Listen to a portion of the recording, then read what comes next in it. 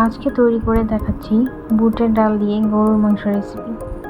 আপনারা চাইলে এই রেসিপিটি খাসির মাংস দিয়েও তৈরি করে নিতে পারেন।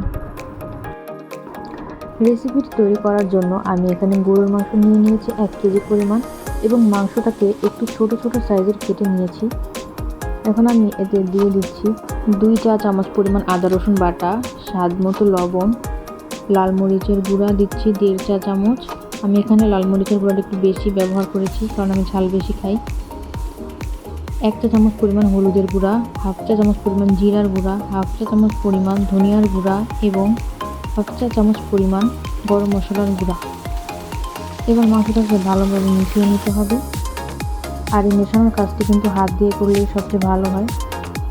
মাংসটা ম্যারিনেট করে আমি আধা ঘন্টার জন্য একটা সাইডে রেখে দিই।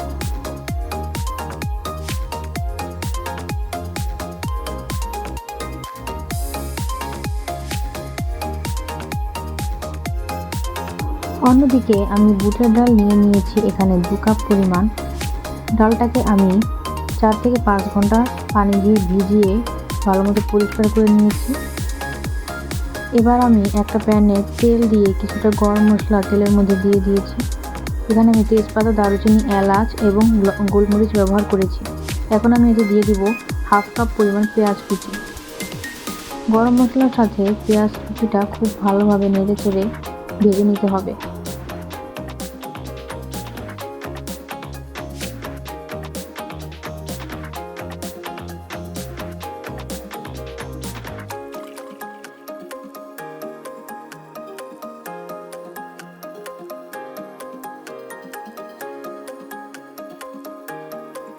পেঁয়াজটাকে খুব ভালোভাবে লালচে করে ভেজে নিতে হবে।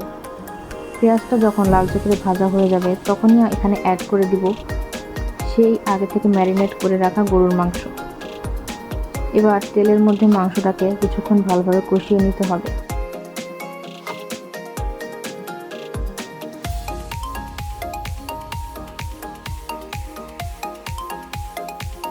চুলার আঁচ হাই হিটে রেখে 5 মিনিটের মতো মাংসটাকে খুব ভালোভাবে নেড়েচেড়ে কষিয়ে নিতে হবে। মাংসটা কষানো হয়ে গেলে এবার সেই মাংস ম্যারিনেট করে রাখা বাটি দিয়ে সামান্য পরিমাণ পানি দিয়ে ঢেকে দিতে হবে। গরুর মাংস থেকে অনেকখানি পানি ছাড়বে, তাই আমি এখানে খুব সামান্য পরিমাণ পানি ব্যবহার করেছি। দেখতেই পাচ্ছেন গরুর মাংস থেকে যথেষ্ট পরিমাণ পানি ছেড়েছে। এই পানি দিয়ে গরুর মাংসটা কষানো হয়ে যাবে এবং গরুর মাংসটা প্রায় অর্ধেক সিদ্ধ হয়ে যাবে। এভাবে আমি প্রায় 25 মিনিটের মতো মাংসটা রান্না করে নেব। চলে এলাম 25 মিনিট পর। দেখতেই পাচ্ছেন পানিটা শুকিয়ে মশলার তেলগুলো উপরে ভেসে এসেছে। এখন আমি এতে অ্যাড করে দেব সেই ধুয়ে ভিজিয়ে রাখা বুটের ডালগুলো।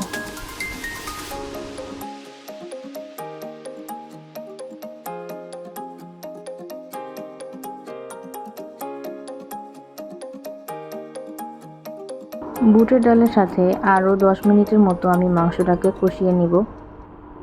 আসলে মাংসটা যত ভালোভাবে কষানো হবে এই রান্নার টেস্টটা ততই ভালো আসবে।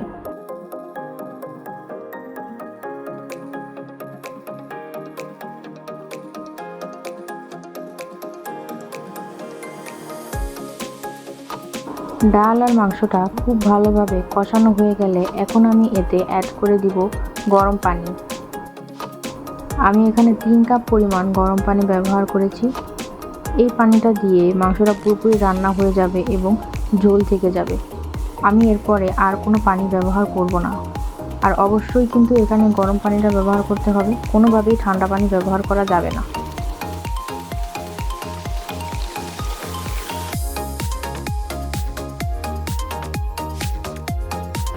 চুলার আঁচ কমিয়ে আমি এখানে আরও 20 মিনিটের মতো রান্নাটা করে নিব। 20 মিনিট পর ফিরে এলাম। আমার রান্নাটা প্রায় শেষের দিকে।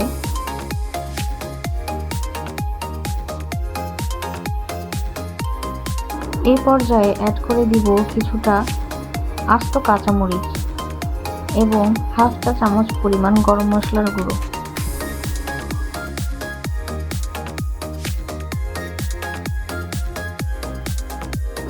এরপর আমি কিছুক্ষণ নাড়াচাড়া করে তরকারিটা নামিয়ে নিব।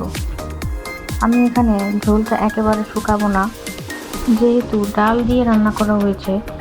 তরকারিটা যখন ঠান্ডা হবে ডালটা কিন্তু অনেকটাই টেনে যাবে, তাই আমি ঝোলটা একেবারে শুকনো শুকনো করে নামাবো না।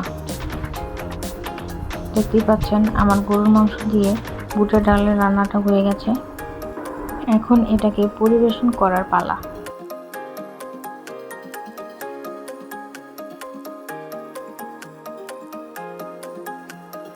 রেসিপিটি ভালো লাগলে একটি লাইক দিবেন এবং চ্যানেলটি সাবস্ক্রাইব করে পাশে থাকবেন।